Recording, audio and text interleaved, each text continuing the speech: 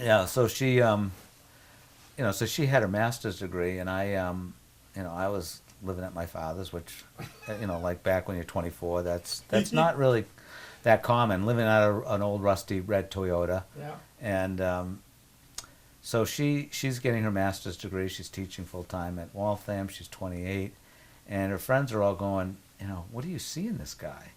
And she would say potential. So that's always been a very nice story. The other nice story about my wife is that um, in Massachusetts they had this thing called Proposition 2.5, Okay. which was a property taxes were limited to 2.5%. growth each year, right? No, 2.5% of the value of your property. Okay. So what it meant was a huge decrease in taxes, which meant a huge decrease in budget, Yeah. which, of course, where do they cut first? Education. Yeah. And when you cut education, first year art teachers are not safe. So her department went from 5 to 1. And so she was job hunting. And so she ended up answering this ad in the Boston Globe, a little classified about like this big, which is still in our mudroom, with it circled Yeah. on a little plaque, that was looking for a school teacher in Thomaston. And she applied, and she was accepted. And the benefit of living out of your car is that have car will travel, have home will travel. So I had a mobile home in a sense, and I puppy dogged her up here, and she helped me find a place to live, and because I was commuting between living at Boston with my father, I was also back at UMass where I went to college, and I was doing a little coupon sheet. I was doing I did the first ever. So Proposition 2.5. Just what was interesting is that though it posed a problem for first year art teachers, it gave me an opportunity, because one of the other things cut were school directories. So at UMass, where I went to college, when the students got there, they used to give you a phone directory. Well, it got cut. I mean, it was $8,000 out of the budget that got cut. So what I did is I approached the university and said, what if I give you a phone directory and you allow me to sell yellow pages in the back? And they said, sure, that's a good deal, right? Doesn't cost them anything. Sure. I go out, I sell $20,000 of ads in the yellow pages with my partner Larry, and Larry and I produce it. It costs us $12,000 to print it, because there's we have to put in a yellow page section, plus we have to put a hard cover on. So it's not $8,000, it's $12,000 to print it. We make $8,000. Larry and I split it, which is $4,000 each. It was a 10-week project, so all of a sudden it's not looking quite as good. We're each getting $400 a week out of it. However, my $4,000, when you live in your car, it goes a long way. Poor Larry had an apartment to live in, because when I was in UMass, when I would go up to Amherst, in Boston I lived with my father, but in Amherst I would live with two women, and they would let me stay in their basement, and I would pay the utility bills, which they loved, because they were two roommates that had different styles, and we had electric heat back then, which was very expensive. Right. So one of them wanted the temperature at 56, the other one wanted the temperature at 72, and they split the difference, and the temperature was 64 when I wasn't there. Yeah. So because Jennifer would tell Faye to put another jacket on if she was cold, and Faye would say, I live in a house because I don't want to wear a jacket. But when I was there, we put the heat on 68. Everybody was happy, and I was paying the bill. Okay. But I had a place to stay. Right. And they used to call me the man they kept in the cellar. They would just put me in the cellar. And so I would commute back and forth. But it gave me the opportunity. My point was, I saw the opportunity in Proposition 2.5. Right. And instead of it, hurting me, I found a way to make it pay, Right. by doing that directory. So you were somewhat entrepreneurial as a young man, Yes. instinctively entrepreneurial. Yeah. It could, because I'm not hireable. I've never been hired for any job that somebody didn't know me first. Yeah. I don't ever remember interviewing well. And so at UMass, I went, and I was a 17-year-old, and I had enough money, because I've always been a hard worker too. So I had enough money, I thought, to last me through the first semester. But come November, which is my birthday, I was out having a pizza at the local pizza place, and I realized that was probably going to be the last pizza I had unless I got a job, because I was already out of money. School can be fun, Yeah. but fun means expensive too. So anyway, I was having a pizza and I saw a help wanted sign, and they asked me if so I went up and said, I have a car. I wouldn't mind delivering pizzas. They said, well, it's not really delivering pizzas, it's selling pizzas. You go out and you take out a box of 15 to 20 unsold pizzas, and you go into the dormitories and you sell them. And so I said, okay, I'll try that. And they pay you by the pizza. So, I mean, basically you're an entrepreneur. You buy the pizzas for $1.40, and they give you 28 cents for every pizza you sell. And I thought, I'll try that. And it was great. I made a lot of money, compared to what a job would have paid for. Right. A student, a campus job would have paid for. I was probably making 2 to 3 times that. You got a pizza route. Yeah, but you're all entrepreneurs. You have to figure out where you're going to go. We're all assigned territories, and I was actually given Southwest, which is the where they have the high-rise dorms. Okay. There's like 26-story Yep. dorms there, Yep. and I was given that. And so within 2 weeks of working there, I was the number 1 or number 2 producer. I was selling upwards to 100 pizzas a night, and I remember asking one of the other pizza guys, "How come I got the great territory? I'm the new guy here." And they said, "Well, none of us wanted it." And I said, "Why not?" He said, "Well, they didn't tell you about the guy that you replaced, huh?" I said, "No. What happened to him?" He was held up at knife point Oh, in the jeez. quad, and he dropped his pizzas and ran and never came back.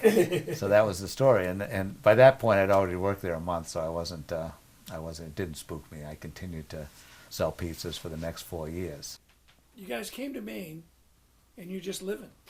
Yeah, I was just, I mean, Get a job and get go a to work. job, to try to get a job, go to work. Well, I couldn't get a job, as I, said before.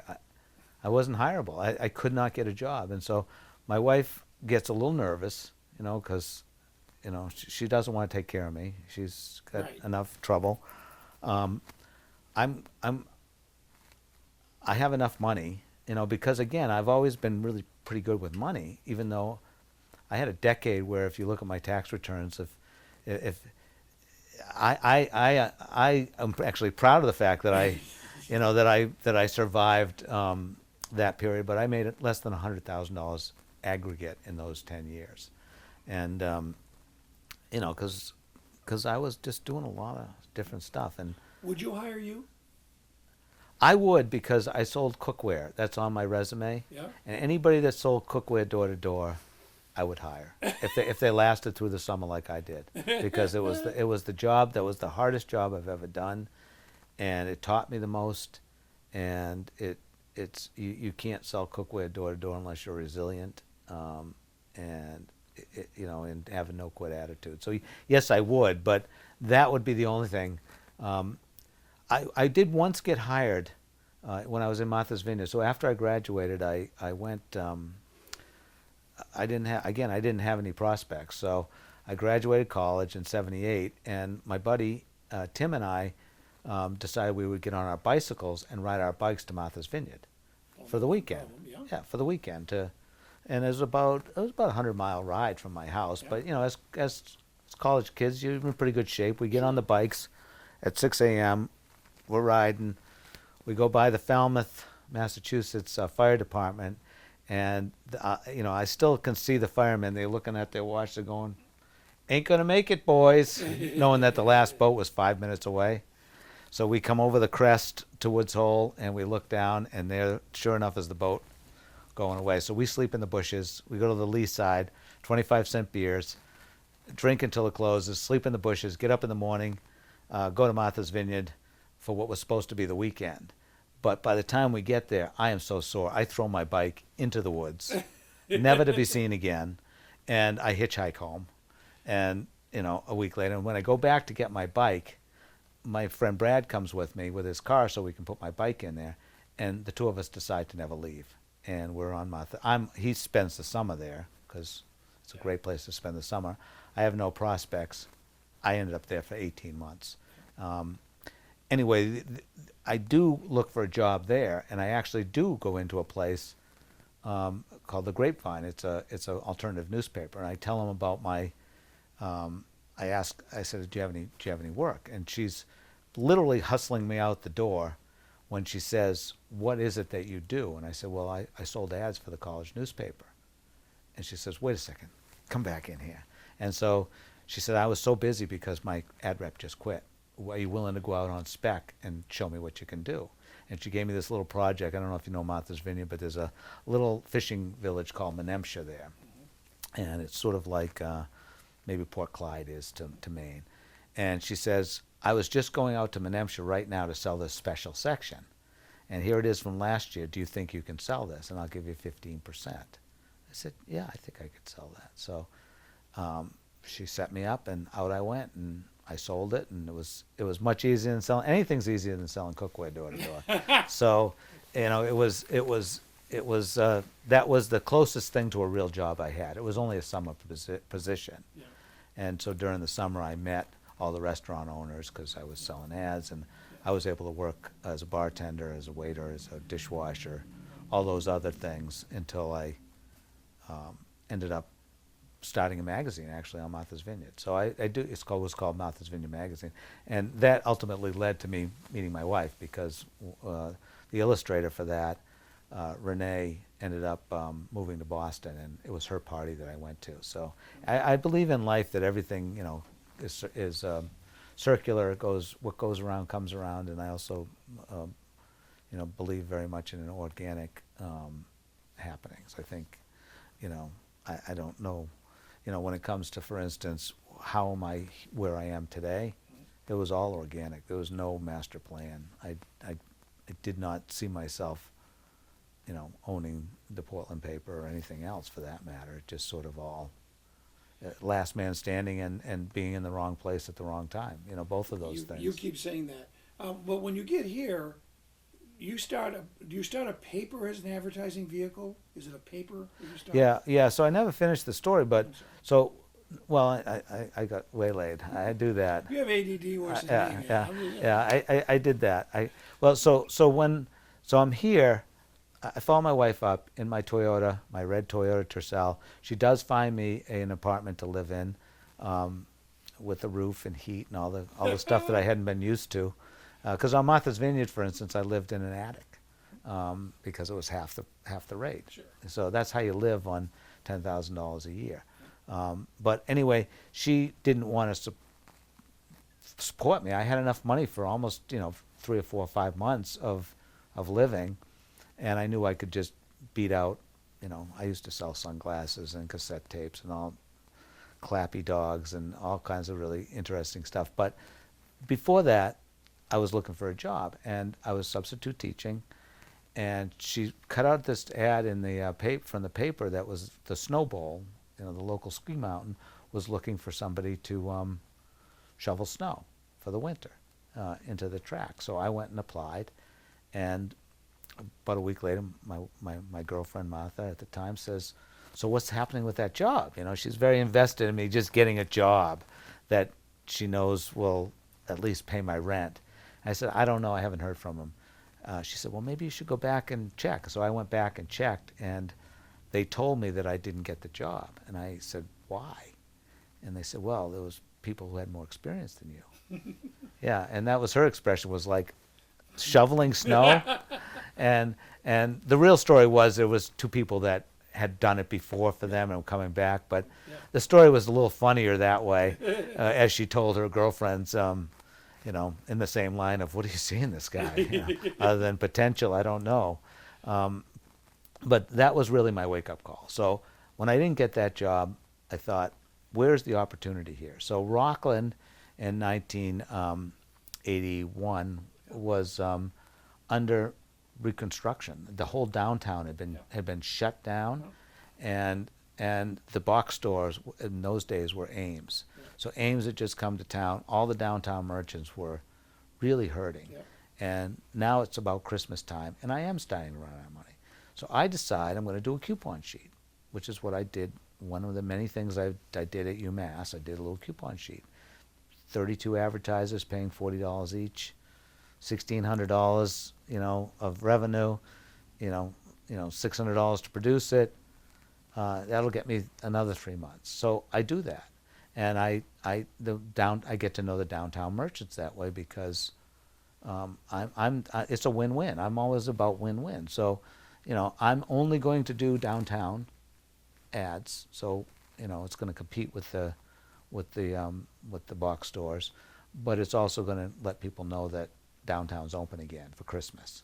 So that's how it started. I started doing that 4 times a year, but there's $4,000 covered. I need to make, back in those days, 10 or 15 to live. So I start selling batteries and cassette tapes, and I had this. My Toyota Tercel was a multi-purpose vehicle. Now that I didn't need it to live in, I could just put all my junk in the back, and I would go store to store. And I had a route. I developed a route of about 20 stores where I would sell them batteries, cassettes, film, cassette tapes. I had a line of country western tapes that came in like this boot. I'm sure I've got one over there somewhere.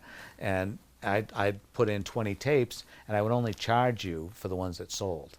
So I'd come back the next 2 weeks later, and I'd completely replace them, which was cool too, because it would give you new inventory. But I'd only charge you for the open slots. So if you sold 8 tapes, you would just pay me for 8 sold tapes. So you were on commission. I was giving you 30% commission. It was fit right by the cash register.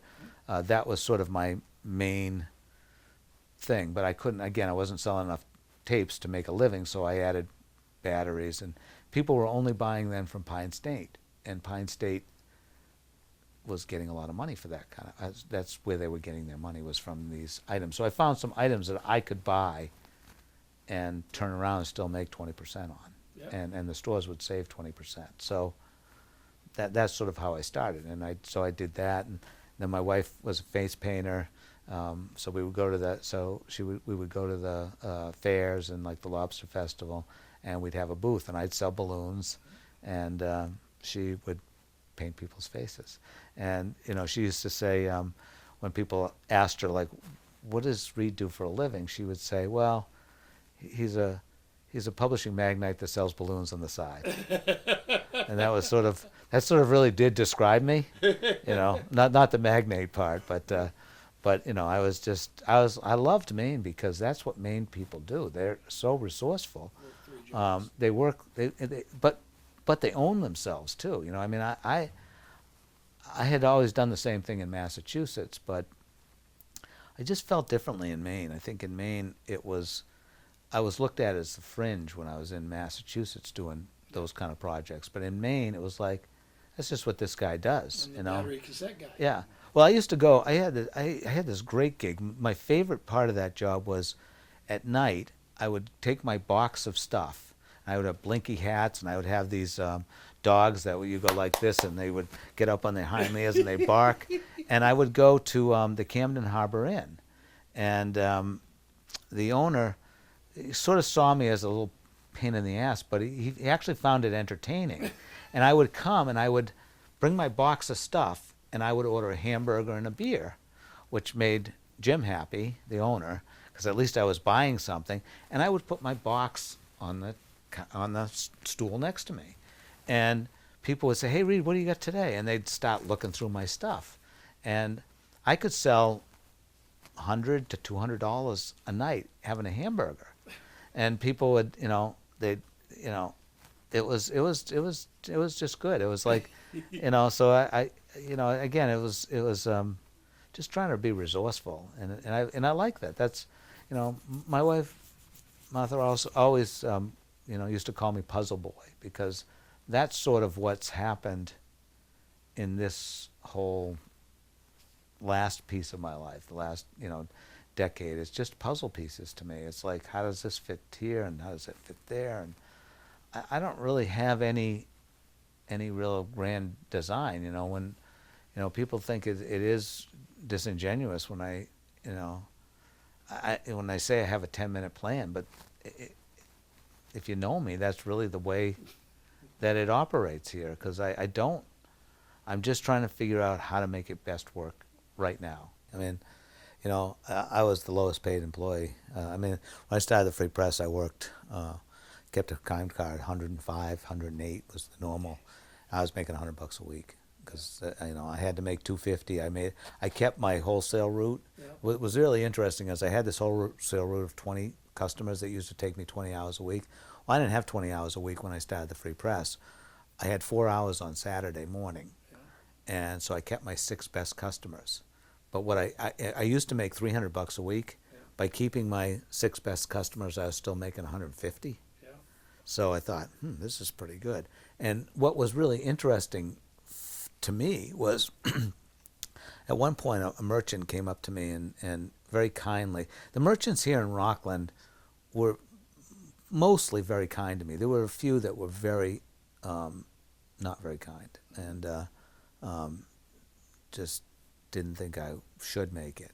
And I understand why, because when I first started selling the coupon sheet, I used to sell in a bathing suit and flip-flops. and it just didn't fit in. When I started the paper, I actually started to, this is well-dressed for me. This is about as good as... Very nice to Well, do. thank you. It's about, I mean, it's normal.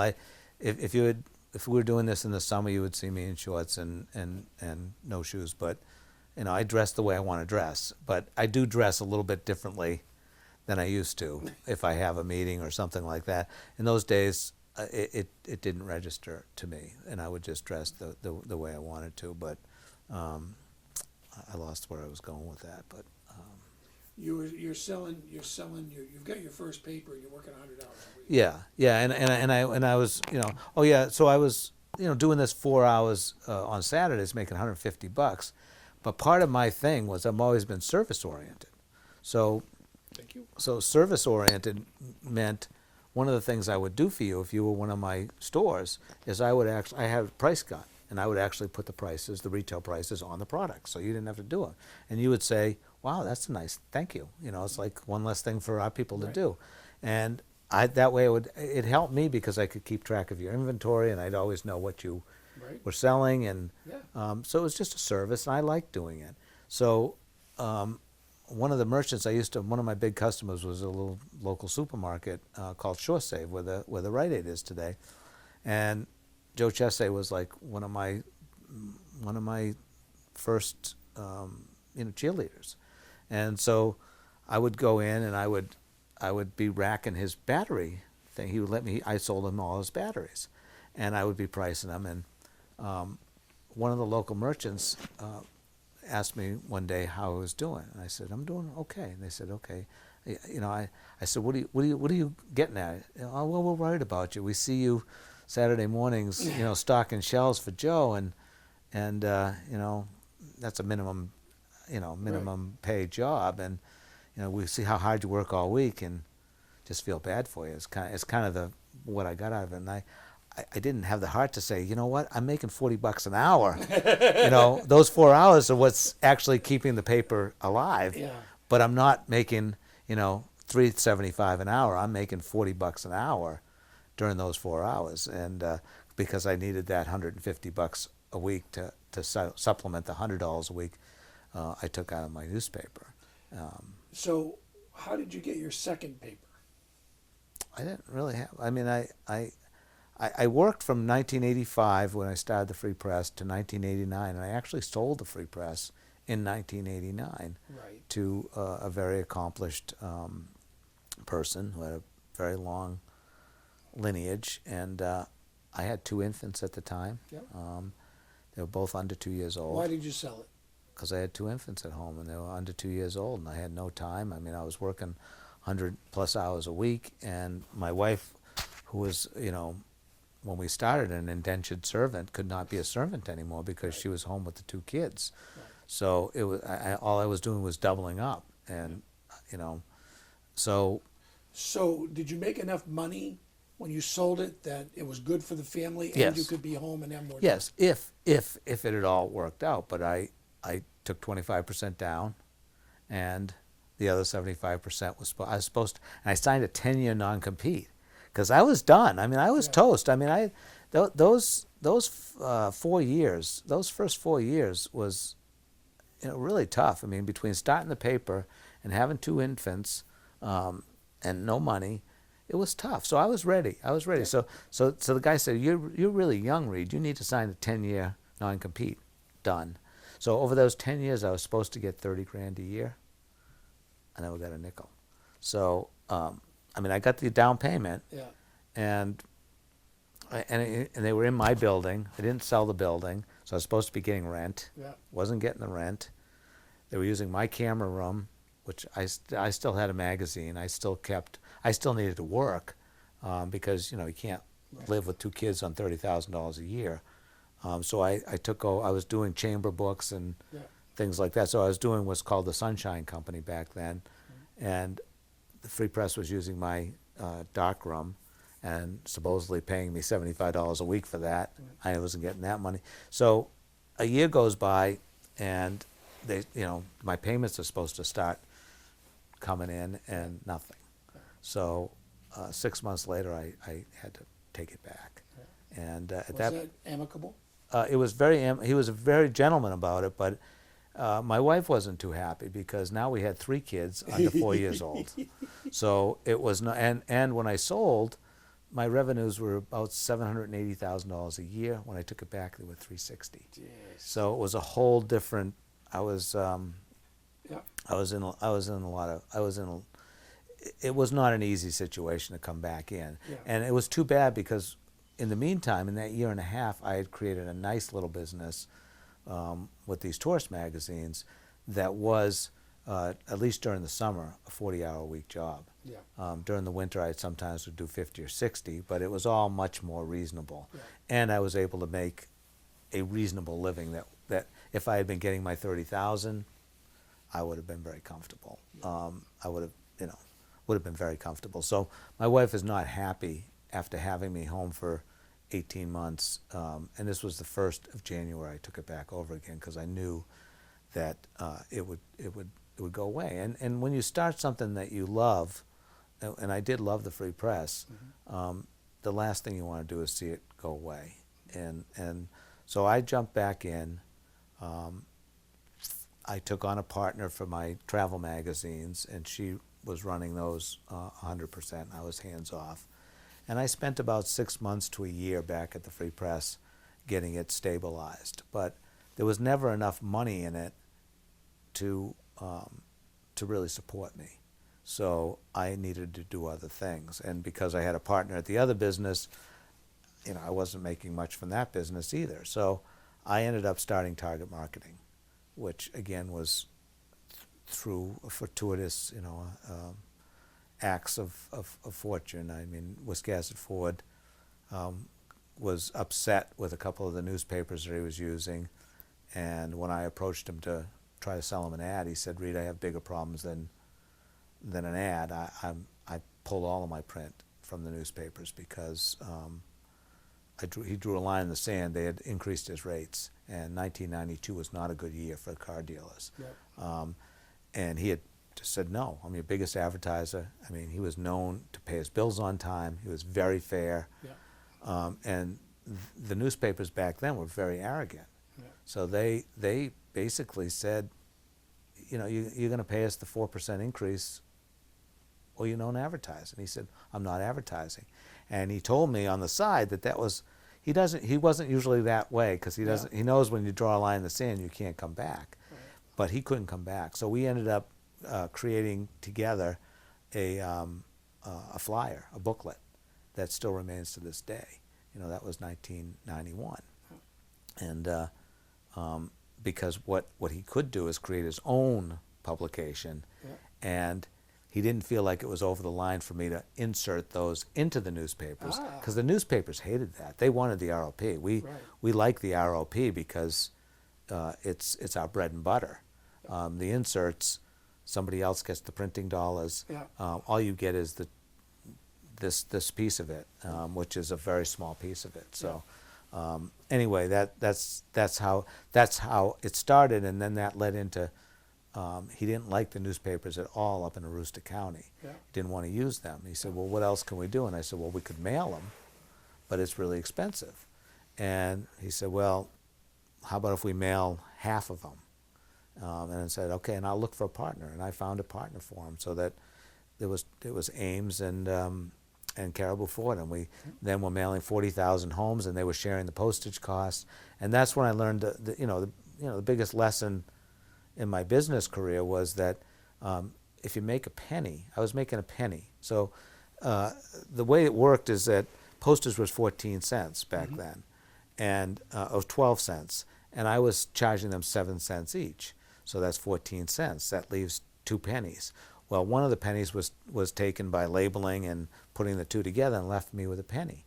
But 40,000 pennies was $400 every week. I thought, you can make money with pennies. And when I took Grossman's on to be his partner, Ames on to be his partner, Grossman's saw that and said, we'd like to join in too, because we're mailing all by ourselves. And so now I charge them each 5.5 cents. And you do the math, that's 16.5 cents. I end up with another penny. All of a sudden I'm making 2 pennies. I'm making $800 a week, and I'm going, wow, this is a much easier business than having to put out a whole newspaper every week. It's a lot more work. A lot less work just going like this. And so that's how target marketing started. And by the end of the target marketing, my reign at target marketing, I was mailing over 600,000 homes every week, generally with 6 to 8 inserts in those. So again, you add up the pennies then, and I had set myself up pretty well. I sold that in 2004. Just as an aside, I think it was 74, the oil crisis, but it might have been in the 80s. I think half of our advertising was car dealers. Yeah. And we told the car dealers the next 6 months is on us free, because they couldn't afford to advertise. Really? And so Channel 6 in Portland, and I don't know if it was Lou Colby and Bruce McGorrell, we called everybody and just said, it's free, and we will never ask you for anything for it, because we need you advertising, we need to get you back upright. And some of them took advantage of it, and some of them didn't. Wow. And What a cool story. yeah, Bruce McGorrell's idea. Yeah. What a great idea. Yeah. I mean, because you're not devaluing the product, you're instead helping, your partner. Because if you don't look at your advertisers as your partner, then you're screwed. But that's a brilliant idea. When did you buy that group of mid-coast weeklies? Is that Courier. Is that when you went? When do you become a super magnet? Well, so that's when it starts. That's the first time of being in the wrong place at the wrong time, because it starts then because I'm their printer. I mean, it's a long story, and I won't go through the long story. But at that point in time, they started out as my printer. Things had flipped. I was now their printer. So I was printing them, and they owed me $75,000, and I didn't own any equipment. I was a print broker. So I was brokering maybe $1 million a year of print, making about 7 or 8%. So that's about $70,000 or $80,000. You can see where one bad debt would really set me a spinning. So most of my co-op customers, because they were saving 7% and I was making 7%, would pay me in advance or on time. I could not let somebody get out that far. When they were out about 40,000, I put the hammer down and said, if you don't pay me, I'm not printing you. And at that point, they were in negotiations with the bank, and they were this close to getting a new deal. And if I stopped printing them, I would never get my 40,000, and they would go out of business. And so I was left with the idea of, we were talking about gambling earlier. Do I hold tight on my demand that they pay COD going forward, or do I let them slide another 3 weeks? And hopefully they'll get this deal settled, and I'll get all of my money, and things will be rosy forever on. Well, I didn't have the heart, first of all, to really be the one to close down the local newspaper, even though they were my competitor. I just didn't have that in me. So I said, okay. And so 3 weeks go by. Now they're owing me $75,000, and the deal falls through. And it's a Thursday, and I had just printed them, and I was like, okay, so what next? And they said, we're calling the staff in at noontime and telling everybody that we're done. We're gonna shutter the place. So I said, well, once, and I wasn't telling anybody, even though I was the only one that knew of this whole situation. I hadn't shared it with any of my staff, nobody. Out of respect for the current owner, I had kept it quiet. So I said, well, please tell me when you tell them so I can alert my staff. And 4 o'clock came, nothing. 5 o'clock came, nothing. And apparently what he did is he actually informed them all with an email at, I think it was 4:45 or something like that. And it was really interesting because I was coaching a basketball game of the Harlem Rockets, you know, the Harlem Rockets. I'm not a coach, but I was coaching the all-star team from Rockland. And I knew the Rockets because we had used them before at a fundraiser for my Go Malawi fundraiser. So I went there, and it was a very eerie feeling because I saw that there were no Courier sports reporters in the audience. So I at that point I knew that they must have been told because they weren't there. But nobody else in the audience knew that they didn't have a local paper anymore. So it was this, and it was my mother's 80th birthday. I remember that too. And it was just this odd feeling going, you know, I know something that nobody else knows. I can't share it. And the next morning, you know, as the evening wore on, people started to find out. And by the next morning, you know, the community woke to darkness. You know, Village Soup was turned off. The paper that they had gotten the day before was the last one they were going to get. And the staff was now, you know, disseminating that on Facebook and throughout. And it was just a weird feeling. So at 10 o'clock on Saturday morning, I did learn something else, that bankers do work on Saturdays if they have to. Because I got a call from the bank that held. Yeah. And Stu Smith was the board president, and Stu and I go way back. Yeah. So Stu called me and said, Reade, at 10 o'clock in the morning, he said, Reade, can you come over to the Lord Camden Inn, which he also owned, and meet with myself and Charlie Wooten and the bank president, Dan Dagnew, I think was at the time. Yeah. So I said, sure. And so I went over there at noontime, and they said, we want you to take these papers. And, you know, they charged me for it. I mean, they didn't give me the papers, but they made a deal. They took most of it on the chin, and they did not want to be the bank that closed down the papers. I mean, they were in a real bad pickle, but they couldn't go any further. I mean, there comes a point. I would have not printed him the next week, so I would have been the bad guy. Yeah. Somebody was going to have to be the bad guy because you can't continue to. I mean, I have enough trouble with my own business, you know, running my own business. So my wife was in banking for 36 years, so yeah, you know, I know that lenders are not bad people. No, and so here they were trying to figure out, you know, rather than foreclosing it and selling it to the highest bidder, which they could have done, they instead said the only person that can turn the lights back on is the guy that owns the Free Press. And so they called me, and Saturday morning I went in at noontime, and by 1 o'clock they said, you know, will you take it? And I said yes. Why? I mean, well, because I felt a sense to the community that you know, my staff didn't all agree with it at the Free Press, because as it would turn out, that if you look at our 34-year history, we've only had one March that had a black number at the bottom, and that was March of 2012, because we were the only game in town for about 3 weeks. Yep. And advertisers were just swarming to us. But there were 34 jobs that we could save. Yep. And they're all people that live in this community. They're people that I knew, and they're all good people. They're all good people. I mean, we hired back, there were 38 people on the payroll. We hired back 34 of them. The other 4 we didn't hire back because one, I had my own ad manager who I wanted to bring in from the Bangor Daily. He agreed to come back, and the other was the daughter of the former owner, and and a couple of people who were close to her, and we just felt like we just needed to change the culture a little bit. Fresh start. But we took back 34 out of the 38, and those other 4 positions were backfilled.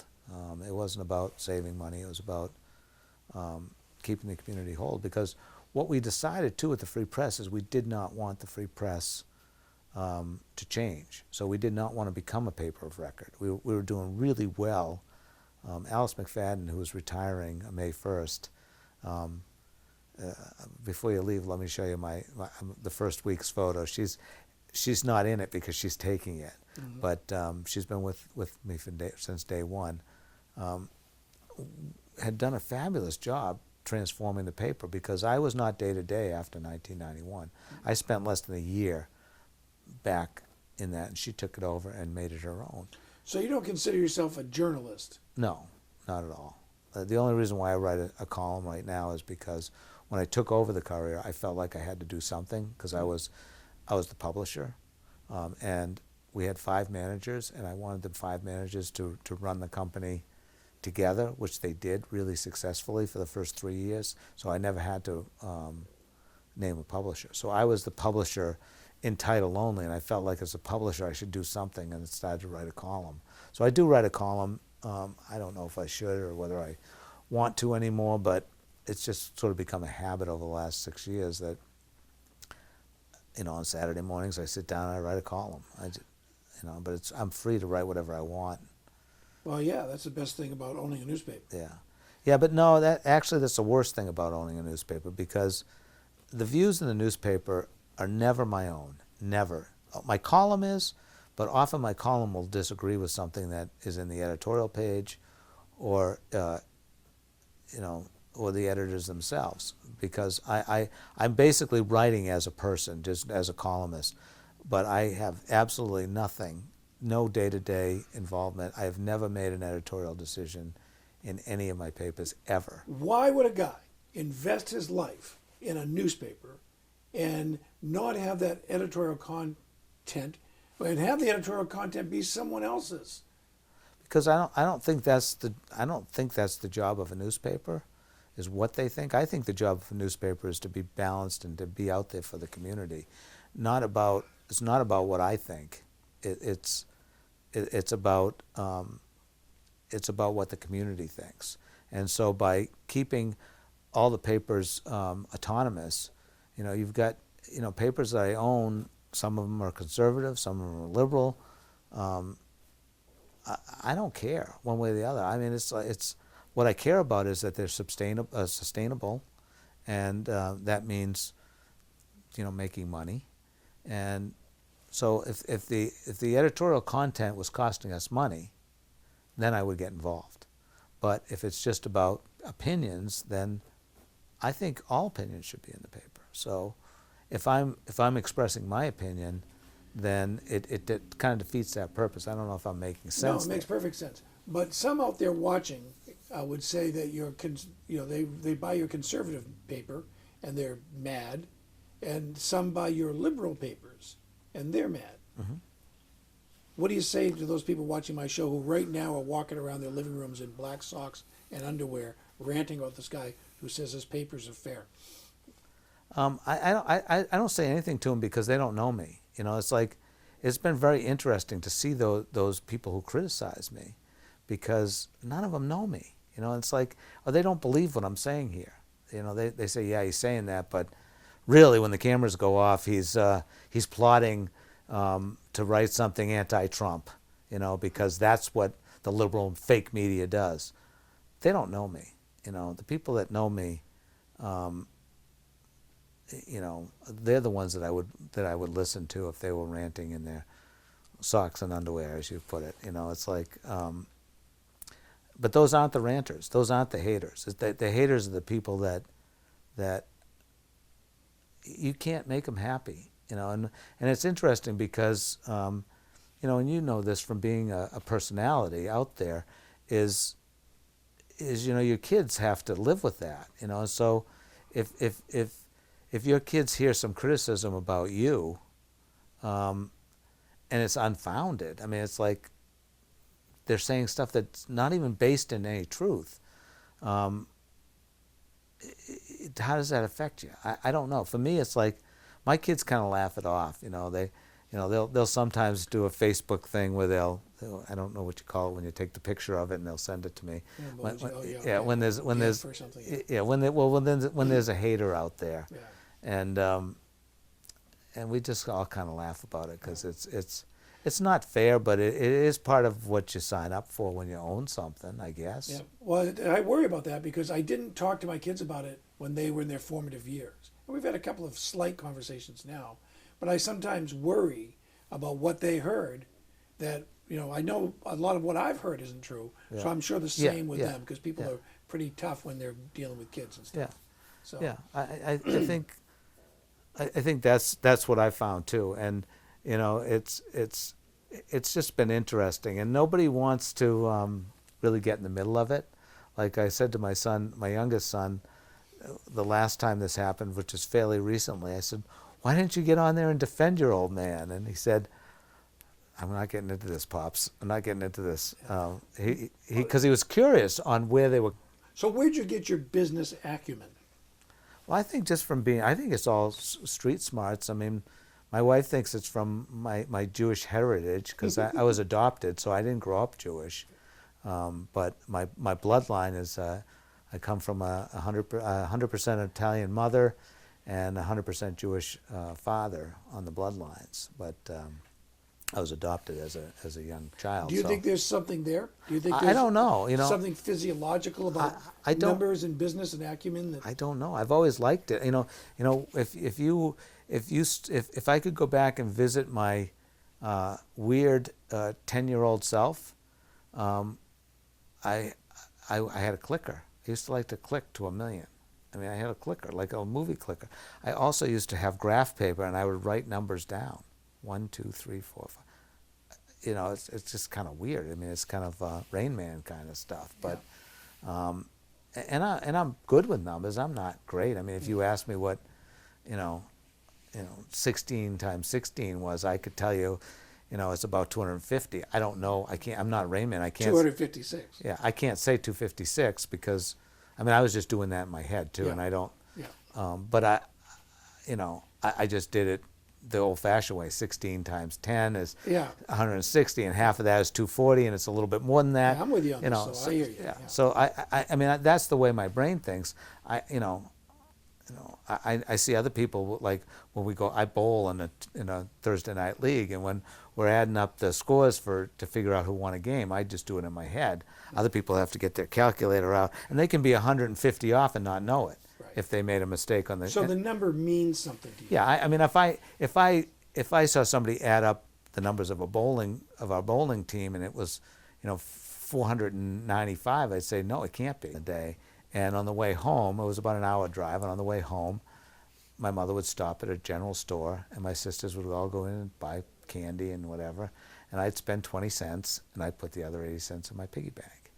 And that's just who I always was. That's why I've always, if I make $10,000 a year, I live on $9,500. It's always just been part of my DNA. So I don't know where it comes from, but it's always been there. I don't have a pretty good relationship with money. I don't like to waste it, but I also don't mind spending it or giving it or.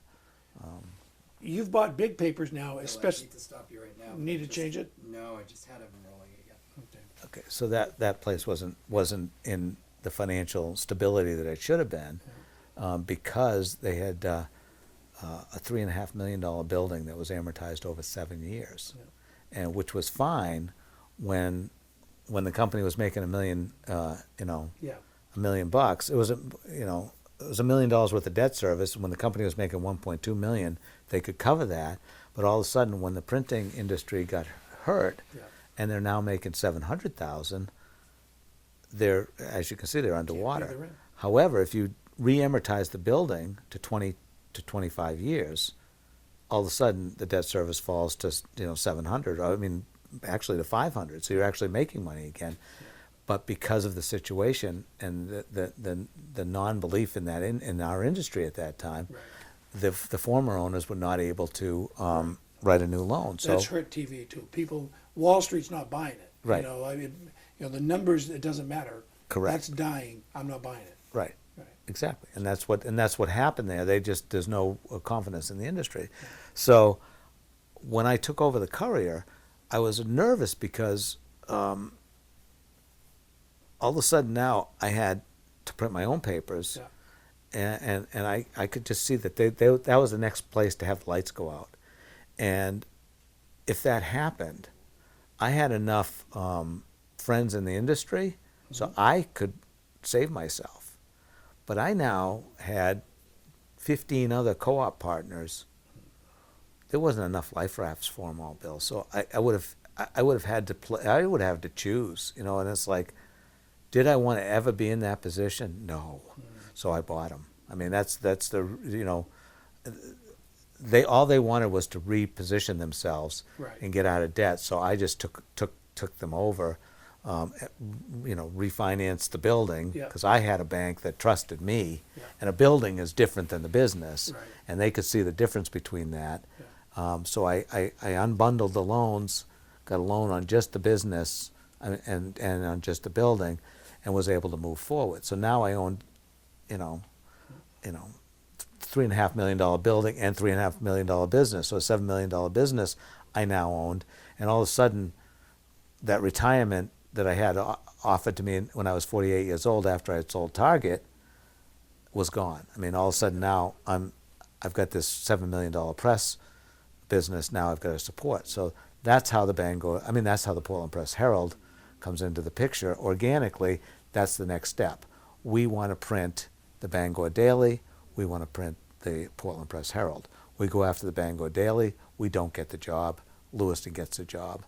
Lewiston can't handle the job completely. They ask us to sub 40% of it. I mean, who says no to $1 million worth of printing if you're in the printing business? Right. We say yes, and we have a great partnership with Lewiston, which eventually leads us to buying Lewiston, because when they're ready to sell, it makes sense for us to buy them because we don't want to lose the printing job. But anyway, that brings us to who's the next person on the plate that should shutter their printing facility, and because it's not a core business. Right. I mean, Bangor made exactly the right decision, in my opinion, to get out of printing. They were not a commercial printer, so it doesn't make sense to print to print yourself as the sole customer. It makes more sense to sell the building like they did, get rid of the operations, and save all that overhead. Facilities cost. I know facility costs are about $500,000 a year. Save all that and get somebody else to print you, and that's the right move. So, with that in mind, we went to the Portland Press Herald to try to sell them printing, and again, you get to the wrong place at the wrong time. We get halfway through that negotiation, they decide to pull out of the negotiation because they're trying to solve other problems, and Donald Sussman has several different challenges because he's married to a U.S. Congresswoman who's pro-union. He's trying to negotiate with a union that makes it difficult when you can't negotiate from an even standpoint, because it's hard to negotiate with a bank when you're Donald Sussman because they know how much money you have, so they're not willing to deal with reality. I mean, think about if you take over the family homestead and it's got a $250,000 mortgage, but the house is only worth $100,000. Mm-hmm. You go to the bank and you say, "Bank, I can't take the $250,000 mortgage. It's only worth $100,000." And the bank says, "You're right, Bill. Let's rewrite the mortgage for $100,000 or $125,000 or whatever." But if you're got the money, they say, "That's the way it is, Bill. If you want to keep this thing that how much it meant to your mother, if you want to, so you're stuck with a $250,000 mortgage on a $100,000 piece of land, and even if you can afford it, you're a business person first most, and it doesn't feel right." So anyway, the long and the short of it is that we went in there for a printing contract, and he flipped it on us and just said, maybe you guys are just the ones that can solve all the problems. How do you feel when this happens? How do you feel when you suddenly realize, I own 7 newspapers. I own the Lewiston Sun Journal. I mean, is it angst? Is it happiness? Do you ever drive home and say, this is pretty good? I don't know. No, I think what happens is, for me, it was like, like we'll go back to the Courier, which was the first one of this. So Saturday I talked to them. They say, come into the bank Monday morning. We'll firm up the deal. I get in. They're not fielding any calls from any. They're getting a lot of offers from, people like Gannett and Gatehouse wanted it. They wanted it to remain local ownership, and they wanted it to open up right away, which was me. And so they said, look, we'll work out the deal by noontime, and or we're going to have to open it up. So we work out the deal. Actually, we don't work it out. We go to lunch, and we end up sitting right next to each other. So it was kind of funny. We said, well, we'll move. So we move to another table, and we go back after lunch, and we shake hands, and the deal is done. So I'm in my car at 2 o'clock, and the first person I decide to call is Alan Baker, because Alan was talking about coming into Belfast and starting a paper, and I don't want that to happen now that I've just bought, Bar Harbor, and I would like him to just take Bar Harbor from me. And so I make that the first phone call, and then I call my wife, because she has no idea this is happening, and I don't want to hear it on the 5 o'clock news. And it's like, at this point, it's like 4:30, and it's just funny. So I'm just trying to stay one step ahead of the game at this point. I'm not reveling in anything. What did Martha say? I'm really lucky, because what Martha says is what she said from the very beginning. I get a little emotional, because she just says, I believe in you, and you do whatever you think is right. And there's a lot of spouses that wouldn't do that. And she's always been that way for me. Did she ever get to tell those girlfriends, see, I saw potential in you? I don't know. I think this is the only way we're going to tell them. I think this is the only way that those people who questioned me, and there were a lot of, there's a lot of people on Main Street who questioned me too back in those days. But there was also, there's been a lot more. People who have wanted me to succeed, because there's something about. And I get less of that now. When you're sitting at a different spot on the table, I didn't have any haters back in those days. I had a lot of people who didn't respect me, and who thought I was I shouldn't be at the table, but I didn't have any haters. You only get haters when people view you in a way that one of the expressions I always, it's distasteful to me, is somebody, if I say, my wife and I went to Greece for our 30th anniversary, and to a writing seminar in Greece, and a few people will say, it must be nice, inferring that somehow it must be nice to just be able to go to Greece for a month. And that doesn't, they don't understand or respect how, they weren't there for those years where you're working your tail off, and you don't have the money to to even go to a Greek restaurant. Forget about going to Greece. They don't, that's, so when you get into the position where people view you, and a lot of people view you in a way that is not even accurate. Again, nobody knows how much debt I have right now. This didn't. People aren't just throwing me these things. It all is part of a sustainable puzzle, and my wife trusts me that I'll pull it all together, and that in the end, I'm probably preing you on a question, but what is the end game? I don't know, but it's not. It's not as a. I don't have kids growing up in the industry. The goal here is to create a sustainable business, and to make sure that in the future it does not go to a high-profile corporation like, I don't really want to. I shouldn't name names, but the people. What I work for, perhaps. Because I think who you work for still care about the community, and I don't know if they're cut and slash people, but Yeah, I see what you're so for instance, when when I took over the Portland Press Herald, Donald Sussman had two choices, and because he had made the decision he needed to get out because it was, his relationship with Shelley and the fact that they needed new presses, and he really couldn't deal with the unions the same way I could, because to get those new presses in, we had to get a contract with the union, or we were just going to. Anyway, his choices were to give me a deal I couldn't refuse, and because he cared about the newspapers. I mean, he truly cared what happened to the Portland paper and the rest of Maine Today media. He truly cared. So his choice was to either make it happen, make me take it, give me something that was sustainable, or sell it to a gatehouse for more money. But he knew 400 jobs would turn into 250 literally the next day. So I don't want that to happen. I don't know how long I'll own these papers, but I do know that we'll figure out an exit plan that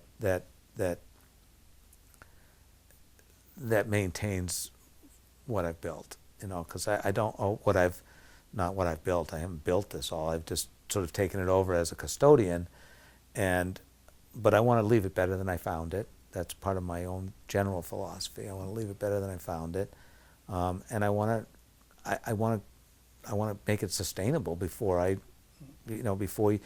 so that people coming in don't have to cut 150 jobs. I started my journalism career delivering the Bangor Daily News, and I love to pick up a Bangor Daily News and read it. Yeah.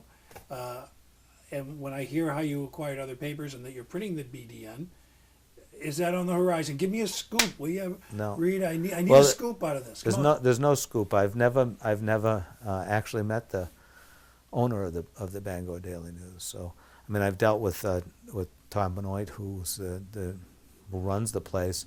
I mean, because we have the printing contract, we've gotten to know each other quite well. But I can say with 100% honestly, looking you right in the eye, that I would much rather have them as a customer than under my stable. And I felt the same way about the Times Record. They were a really good print customer, but I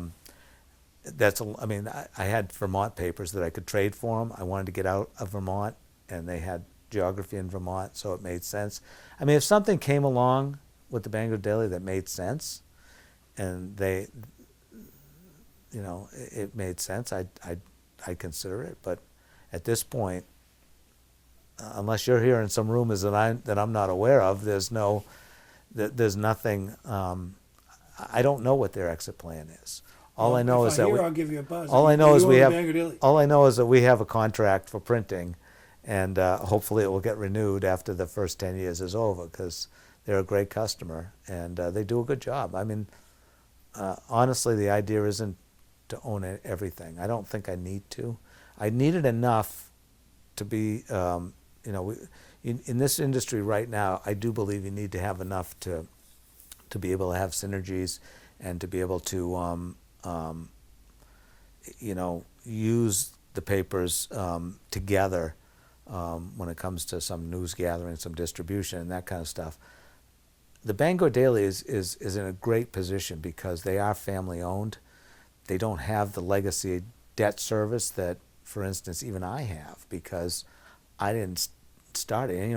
And if I had kids coming through the system in 20 years when I'm ready to retire, if they're willing to take it over, they wouldn't be saddled with debt service. And that makes a big difference. If I didn't have the debt service,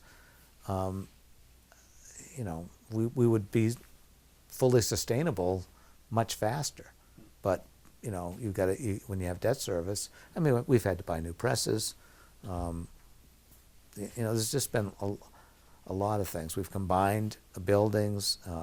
We had to completely refurbish I don't know if you've ever been to the South Portland facility, but it's beautiful. I've seen It's it really, on Don Kerrigan's story. Yeah, it's beautiful. We did a really nice job, but all that stuff costs 7 figures every time you turn around. And there were a couple of leases I've taken over that didn't make sense. So to get out of those, sometimes you have to pay for air. So we're paying for a little air right now for the next, I think that's almost all done. Most of the legacy stuff is finished. You know, that really helps because, you know, when you're paying $10,000 a month for air, that's hard. It's a hard check to write every month, but it's better than writing a $40,000 check and then paying for parking in Portland. Parking in Portland, I think, was costing us $100,000 a year. So there's a lot of little things that we've been able to do that cut this, you know, that help us get to sustainability without just the traditional, let's just cut FTEs, you know. And it's still tough. I don't want to make it sound like we got to figure it out or that it's easy, but you know, we're doing the best we can. So no scoop on Bangor Daily. Our kids live together. That is such a scary thought to me. I know. Yeah, I know. When I told my son that I was going to meet with you today, he reminded me that his first year at UMO was as your son's roommate. I guess they were both recasting from other schools, and there was a housing crisis there, and I think they were living in a hotel to start with. The university they put my son up in a hotel for the first 3 weeks, and then they found an apartment, I think, off campus. Yeah. I don't know. I think they were in Estabrook Hall. Yeah. And Oh, is that a dorm? yeah. Yeah. Yeah, and they were, you know, it's a beautiful old dorm. Yeah. And there are 3 of them in there, and I was there once, and it was pretty dark and pretty dingy. So, Yeah. But all right, good. Let's go.